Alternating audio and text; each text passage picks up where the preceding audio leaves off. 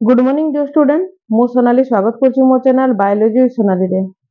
तो आज मु गोटे नुआ अध्याय स्टार्ट करबा को जाउछि जोटा कि होछि मु पेडागोजी विषय रे पढेबी एवं आज फर्स्ट क्लास रे हमें मैथमेटिक्स पेडागोजी विषय रे पढिबा जोटा कि तमरो जे कोनसी ओटेड हो ओस्टेड हो जे कोन तमे टीचर एलिजिबिलिटी टेस्ट हो ता पई एटा बहुत हेल्पफुल हबो।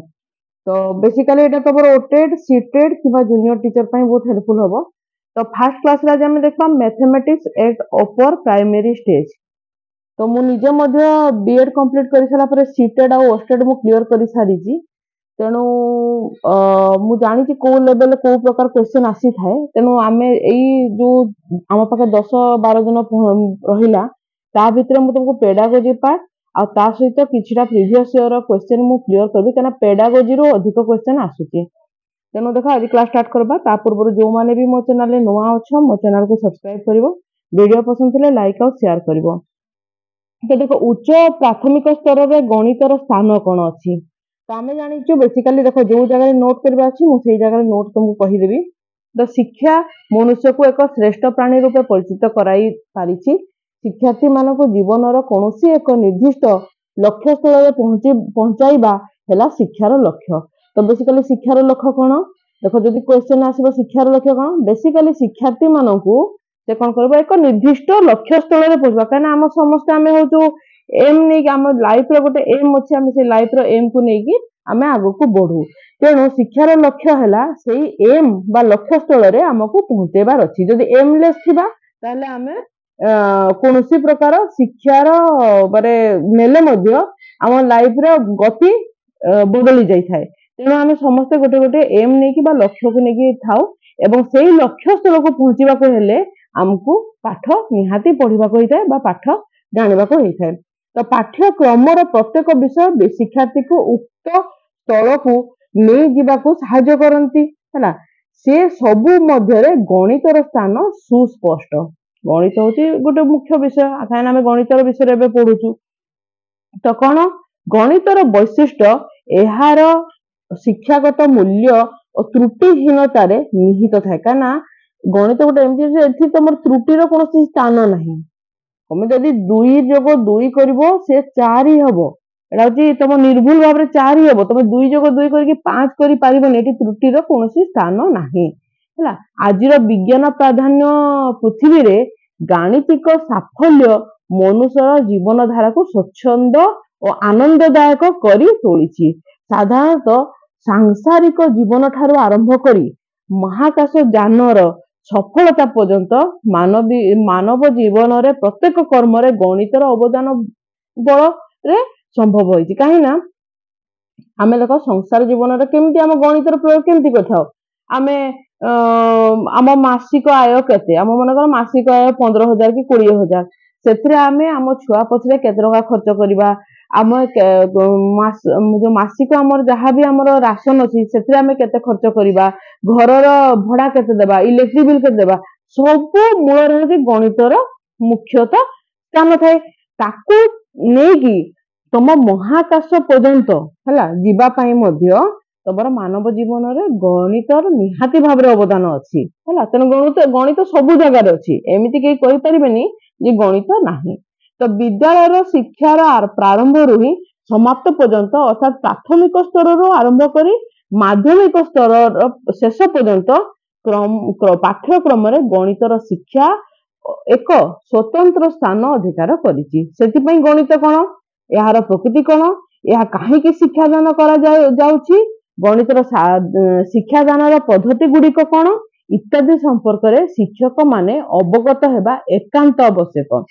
तेना आमे समस्त जानिबा निहाती दरकार काना आमे काली सब आमे साइंस स्ट्रीम रे जो माने ई पाठ पढुतो माने समस्त आमे ओटेट रे साइंस स्ट्रीम रो छुआ आमे समस्त गणित और साइंस नेबा तेणु गणित और विज्ञान जदि आमे नेबा ताले हमकू आमे त काल काई ना हमर लक्ष्य अछि आमे काली सकाळे गोटे टीचर हेकी बाहरिबा गणित माने साइंस टीचर हेकी बाहरिबा। तेणु प्रथमे आमे साइंस और मैथ ए दुईटार स्थान कोठी अछि ताको जानले त आमे गोटे छुआ को बुझेई परिबा माने केमिति बुझेबा आमे।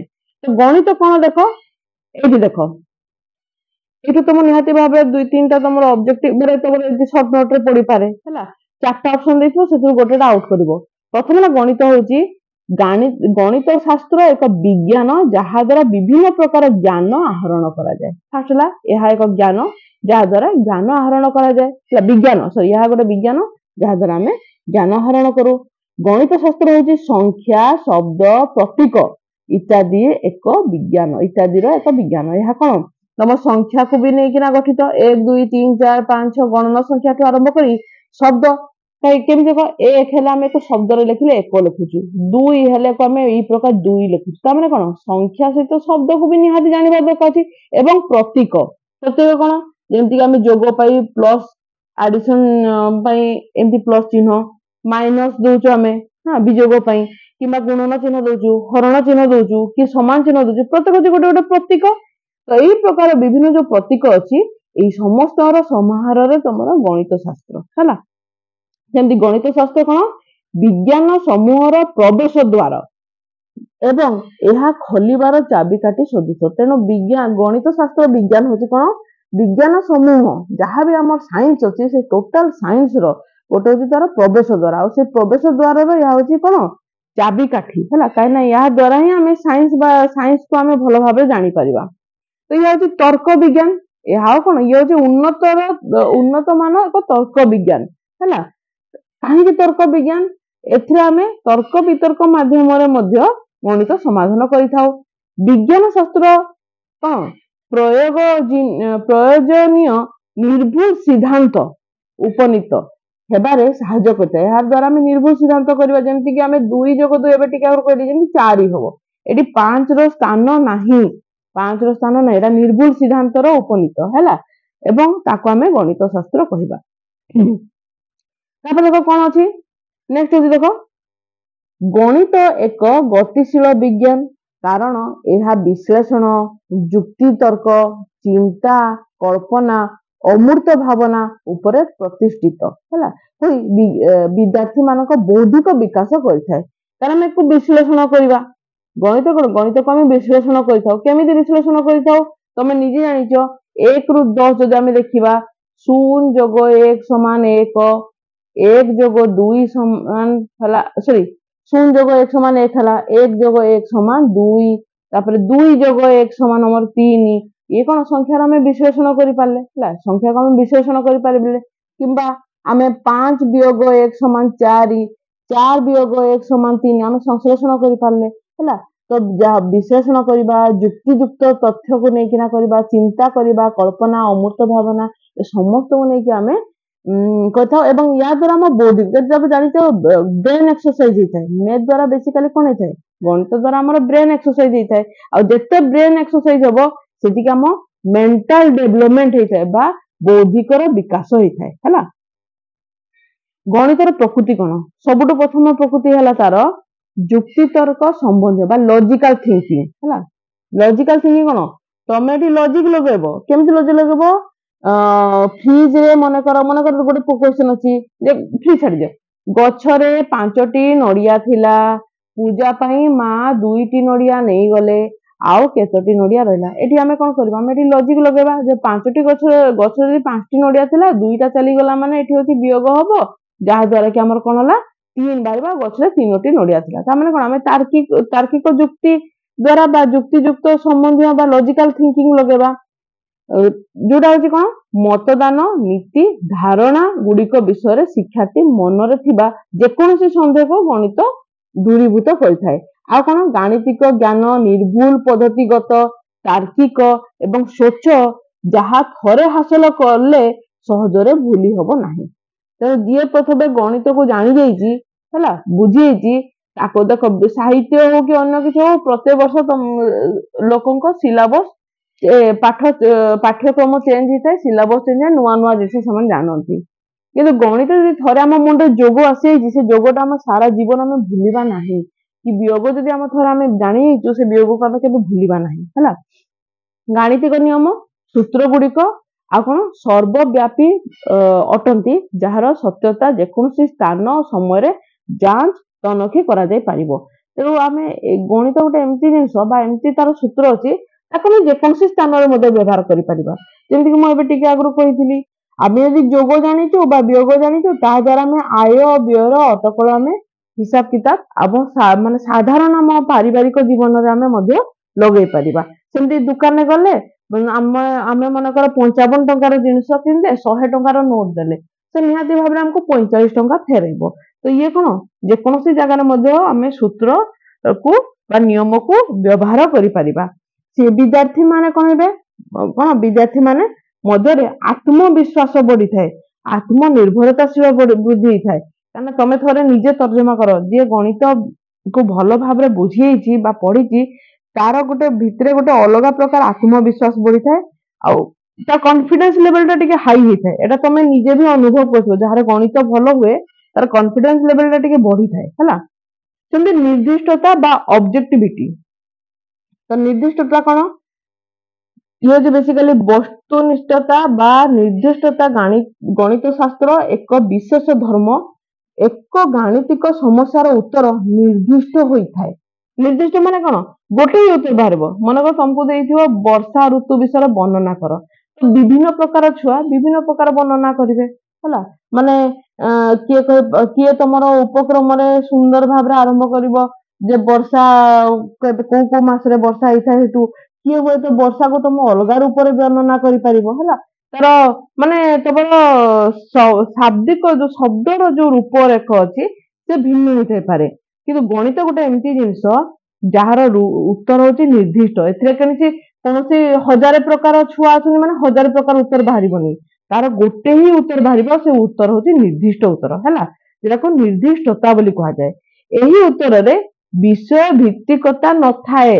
है जमी वर्षा ऋतु विषय कहली मुझे विषय भित्तिकता न थाए उत्तर टी ठीक किंबा भूल दीटा जिन होता जदि 2 + 2 = 4 है ये ठीक जदि 2 + 2 = 5 है ये भूल मैंने निर्दिष्टता अच्छे है कौन अच्छे निर्दिष्टता अच्छी है आ विद्यार्थी तार उत्तर को सत्यता को विपरीत प्रणाली जांच कर तनखी पार सेमती निर्दिष्ट क्रम बा सिक्वेन्स गणित गोटे सिक्वेन्स रे चली थाए ना केमिति गणितर विषय पढ़ा जाउथिबा प्रसंग गुड़िक विक्षिप्त भावे न रही एक निर्दिष्ट धारा अर्थात सरल रु जटिल क्रम सजाड़ी होई थांती ताମାନେ देखो गोटे छुआ सबुठु प्रथमे कौन होता है संख्या शिखे केमती से 1 2 3 4 यही संख्या गुड़िक शिखिला केते पर्यंत प्रथमे से 9 पर्यंत बा 10 पर्यंत शिखिला है तापर से शून्य को व्यवहार करवा शिखिला हाँ एतिकी शिखिला परे वर्तमान से विश्लेषण प्रथमे शिखि थाए जे शून्य रे 1 मिसेले हमर 1 हबो 1 रे 1 मिसेले 2 हबो से प्रकार से विश्लेषण शिखिला है तापर कौन होता है से 9 रु 0 पर्यंत शिखिथिबो 9 8 7 तापर तब 6 5 यही प्रकार गोटे से कौन विपरीत दिगरु शिखिला तापर आउ कौन शिखिला 9 रु 1 वियोग कले 8 हबो 8 रु 1 वियोग कले 7 हबो है यही सब से शिखिला संश्लेषण विश्लेषण शिखिला वर्तमान से कौन आसीबो आहरी मते एथिरे कौन गोटे छाड़ी देली संख्या शिखिला माने 1 को आमे 1 लिखिबा 2 को आमे 2 लिखिबा एई प्रकार शिखिला है तापर आउ कौन आसीबो धीरे धीरे से 10 आसीगले 10 रो स्थानीय मान जानिबो 1 एकक 10 0 1 दशक सॉरी 1 दशक 0 एकक एई प्रकार तो गोटे निर्दिष्ट क्रम रे थाए जोटा कि हमें सरल रु जटिल क्रम को नहीं था तुम लिखि दे पारो सरल रु जटिल है यही क्रम अति युक्तियुक्त अर्थपूर्ण और यथातथा अच्छी आम सब छुआ को गुणन शिखीदेवानी 2 × 2 = 4 चलो कह है आम एटा को शिखे पारिबा नहीं है तार गोटे अर्थपूर्ण एवं युक्तियुक्त और यथार्थ अच्छी जहाँ को आम बदलैबा सहज नुहे कहीं आम मनकर 1 2 3 4 न शिखे डायरेक्ट आम गुणन शिखेदेवा बदलैबा संभव कि संभव नुहे यह साधारणतः अन्य विषय मानक संभव नुहे नुह यह श्रृंखलित होइथिबारु याको शिक्षादान करिबा आयत्त करिबा मध्य सहज होइथाय तो अमूर्त अपसारण बा एब्स्ट्रैक्शन गणित शास्त्र को साधारणतः संकेत धर्मी और भावात्मक अमूर्त बोली कहा जाए मन रखिथ गणित जो अमूर्त है एब्स्ट्रैक्शन अच्छी एवं ଗଣିତ ଜ୍ଞାନର ବ୍ୟବହାରିକ ସୀମିତ ବୋଲି କେତେକ ମତ ଦେଇଥାନ୍ତି, କିନ୍ତୁ ଏପରି ମତ ପୋଷଣ କରିବା ଭ୍ରମାତ୍ମକ ଏବଂ ଏହା ପ୍ରାରମ୍ଭିକ ସ୍ତରରେ ଗଣିତ ଶିକ୍ଷଣରେ ଅନ୍ତରାୟ ସୃଷ୍ଟି କରିଥାଏ। କାହିଁକି ନା ଆମେ କହିପାରିବା ନାହିଁ ଯେ ଗଣିତ ଶିକ୍ଷା ହେଲା, ଗଣିତର ଜ୍ଞାନ କେବେ ବି ସୀମିତ ନୁହେଁ, ଇଏ ହଉଛି ଅସୀମିତ ହେଲା। ତମ ଜନ୍ମରୁ ନେଇକି ମୃତ୍ୟୁ ପର୍ଯ୍ୟନ୍ତ ପ୍ରତ୍ୟେକ ଜାଗାରେ ଗଣିତ ତମର ଅଛି, ତେଣୁ ଗଣିତ ତମର ସୀମିତ ନୁହେଁ। ବାସ୍ତବରେ ଦୈନନ୍ଦିନ ଜୀବନରେ ବହୁଳ ଭାବେ ବ୍ୟବହୃତ ଆବଶ୍ୟକ ଗାଣିତିକ ଜ୍ଞାନ ଗୁଡିକ ପ୍ରାଥମିକ ଉଚ୍ଚ ପ୍ରାଥମିକ ସ୍ତରରେ ପାଠ୍ୟକ୍ରମର ଅନ୍ତର୍ଭୁକ୍ତ ହେଲା। ତାପରେ ଦେଖ ସଂରଚନା ବା ପ୍ୟାଟର୍ନ। ସଂରଚନା ବା ପ୍ୟାଟର୍ନ କଣ ଦେଖ, ଗଣିତ ନ୍यूनतम ଶିକ୍ଷା ସ୍ତର ଅନୁଯାୟୀ ବିଦ୍ୟାଳୟ ସ୍ତରରେ ଗଣିତ ଶିକ୍ଷଣର ସ୍ଥିରୀକୃତ ମୁଖ୍ୟ ଉଦ୍ଦେଶ୍ୟ ମଧ୍ୟରୁ ବିଭିନ୍ନ ପ୍ରତିରୂପ ସଂରଚନାକୁ ଚିହ୍ନିବା ପ୍ରସ୍ତୁତ କରିବା ଅନ୍ୟତମ।